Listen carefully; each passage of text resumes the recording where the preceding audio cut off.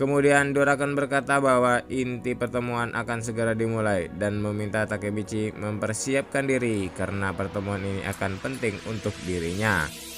Lalu dari belakang Maiki muncul, Hanma dan Chifuyu serta Durakan yang berkata bahwa mereka akan mengakhiri insiden Halloween berdarah. Para anggota Toman nampak sibuk berbicara sendiri-sendiri mengenai mengapa Hanma bisa ada di meeting Toman. Maiki pun berkata apabila ada yang ingin Hanma katakan terkait Valhalla. Hanma menjawab apabila Valhalla sendiri awal memang tidak memiliki ketua. Oleh karena itu ia ingin Valhalla untuk bergabung di bawah Toman.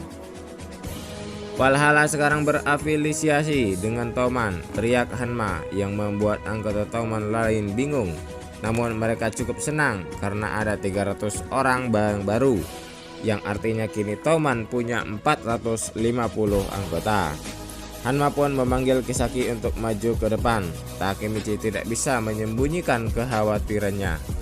Sebelum itu Maiki berkata bahwa ada satu hal yang ingin ia bahas. Maiki mengingatkan selain menang besar, Toman juga kehilangan satu anggota, yaitu Keisuke Baji yang mati hari itu.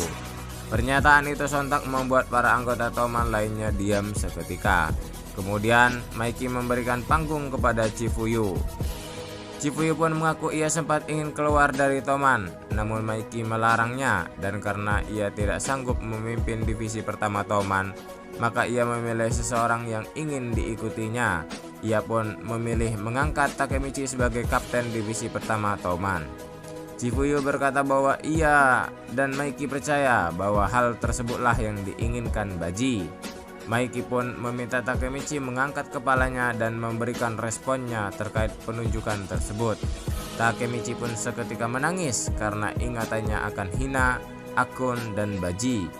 Ia juga merasa bahwa ia masih memiliki kesempatan untuk mengubah Toman. Takemichi pun berteriak menerima promosi tersebut. Durakan, Mitsuya, dan Maiki pun hanya tertawa melihat Takemichi yang berteriak sambil menangis tersebut. Setelah itu nampaknya Takemichi memutuskan untuk kembali ke masa depan, masa dari mana dia datang karena mengira permasalahan di Toman telah usai. Namun Takemichi cukup terkejut lantaran ia berada di toko DVD yang sama ketika ia bekerja part-time dulu. Tapi ada hal yang berbeda, yakni manajer toko itu pun memperlakukan Takemichi dengan sopan. Takemichi pun melihat rambutnya yang klimis, baju bagus, tas mahal, dan juga jam tangan mahal yang dipakainya. Dan ketika ia keluar, seseorang ternyata telah menunggu Takemichi untuk masuk ke dalam mobil. Takemichi pun masuk dan bertanya kemana mereka akan pergi. Lalu orang itu menjawab bahwa ia akan ke rumah Takemichi. Karena bingung, Takemichi sudah berniat menelepon Naoto, tapi nomor Naoto tidak ada di handphone miliknya. Dan ternyata mereka sudah sampai di tempat yang mereka tuju. Sesampainya di rumahnya, Takemichi kaget dengan orang-orang yang menyambutnya secara formal. Ketika itu, salah satu dari mereka menyebut nama orang yang berada di sebelah Takemichi dengan sebutan Yamagashi. Akhirnya Takemichi sadar bahwa orang-orang yang berada di rumahnya saat ini adalah anggota geng Mizumit. Takemichi yang mengetahui dirinya akhirnya sukses di masa depan terlihat sangat sumringah. Sesampainya di dalam gedung, Takemichi melihat sosok Chifuyu di sana. Belum sempat Takemichi bertanya apapun, Chifuyu malah menyuruhnya bersiap karena mereka akan mengadakan rapat pengurus. Takemichi yang bingung bertanya siapa pengurus yang dimaksud Chifuyu. Chifuyu lantas memintanya berhenti pura-pura bodoh karena ialah pengurus puncak Tokyo Manji, Hanageki Takemichi. Takemichi pun kaget bukan kepalang, tapi juga tidak bisa menyembunyikan perasaan senangnya. Takemichi dan Chifuyu pun sampai di tempat yang dituju, di mana tempat itu sepertinya cukup terpencil. Di situ terlihat para admin geng Toman berkumpul. Terlihat ada Pachin, Yashiro Muto, Nahoya Kawata, dan juga Pehyan. Untuk sesaat Takemichi senang karena para kapten divisi Toman masih lengkap bersama dengan Toman. Namun ada satu orang yang tidak dikenali Takemichi. Orang tersebut bernama Shiba Hakai. Lalu muncul juga admin Toman lainnya, Seisu Inoi, dan Hajime Kokonoi atau Koko. Takemichi cukup kebingungan mengenai ketiga orang tersebut. Chifuyu berkata bahwa mereka adalah mantan anggota Black Dragon. Kemudian suasana tampak sedikit panas. Setelah Hakai manasi Pachin, sehingga mereka tampak akan melanjutkannya dengan perkelahian. Untungnya ada seseorang yang mengingatkan tujuan mereka. Sayangnya orang itu adalah Tsuji Hanma. Takemichi pun menjadi kesal karena ia masih ada di Toman. Hanma tampak mengungkapkan bahwa bisnis Toman menjadi seret-seret akhir-akhir ini setelah polisi datang menyelidiki di beberapa tempat sekaligus yang dikuasai Toman. Hanma pun berkesimpulan bahwa ada yang mengkhianati Toman di antara semua orang yang hadir pada saat itu.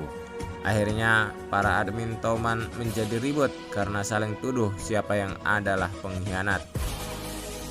Seketika itu datang satu orang lagi memasuki ruangan tersebut. Takemichi pun langsung mengenali orang tersebut, Kisaki Teta.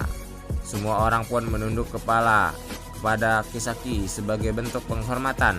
Namun Takemichi menyadari bahwa ada yang berbeda dari Kisaki yang ia kenal. Terlebih Hanma pun juga bingung dengan kedatangan Kisaki karena ia biasanya tidak hadir di pertemuan para admin.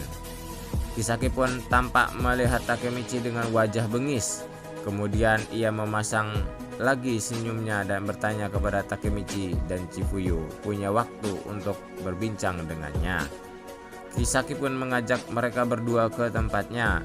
Ia meminta Takemichi dan Chifuyu untuk duduk, namun Chifuyu menolak. Kisaki pun berkata kalau Chifuyu selalu tegang seperti biasanya, sembari memasang senyum sok imutnya. Takemichi pun dalam pikirannya terus memikirkan apakah Kisaki yang ia lihat sekarang adalah Kisaki licik di masa lalu. Kisaki pun tiba-tiba menceritakan masa lalunya dan seakan ingin mengetes Takemichi.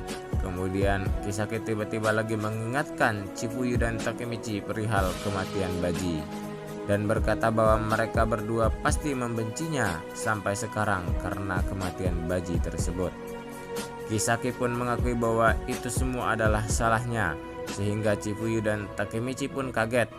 Kisaki mengakui bahwa ia yang mengatur Halloween berdarah hingga Toman bentrok dengan Valhalla.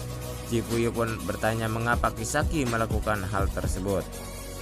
Kisaki menjawab bahwa dahulu ia sangat menginginkan kekuatan dan kekuasaan, namun ia tidak mengira bahwa Baji akan meninggal di pertarungan tersebut.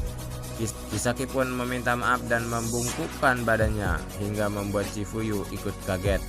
Kisaki juga berkata selama 12 tahun ia menyadari bahwa hal terpenting adalah teman. Takemichi pun bertanya apa Kisaki menyesal dengan perbuatannya, dan ia menjawab bahwa ia menyesalinya setiap hari.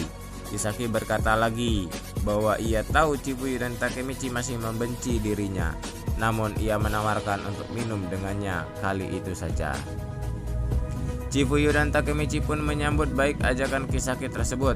Mereka pun minum bersama dengan senyum di wajah mereka. Sontak Takemichi berpikir bahwa itu adalah masa depan yang sangat bagus. Kisaki pun berkata bahwa ia sudah lama tidak bersenang-senang. Selanjutnya Kisaki mengatakan satu hal kepada Takemichi dan Chifuyu. Ia mengatakan bahwa ketika dirinya mengatakan ia tidak tahu Baji akan berakhir mati, dirinya sedang berbohong. Sontak saja Takemichi dan Chifuyu kaget bukan kepalang. Kemudian Takemichi pun perlahan mulai kehilangan pandangan dan kesadarannya. Saat tersadar, ia menyadari ada di ruangan yang sama, namun dengan tangan terikat di kursi. Takemichi pun kebingungan apa yang sedang terjadi. Kisaki lalu memberikan pendapatnya mengenai siapa yang menjadi pemberontak di dalam geng Toman. Ternyata yang menjadi pemberontak adalah Chifuyu. Serentak saja Kisaki Teta langsung memberikan pistol ke hadapan Chifuyu, dan tanpa basa-basi Kisaki Teta telah membunuh Chifuyu di depan mata Takemichi. Di akhir ending dari Tokyo Revenge episode 24, di mana terlihat Takemichi pun tertembak oleh Kisaki Teta.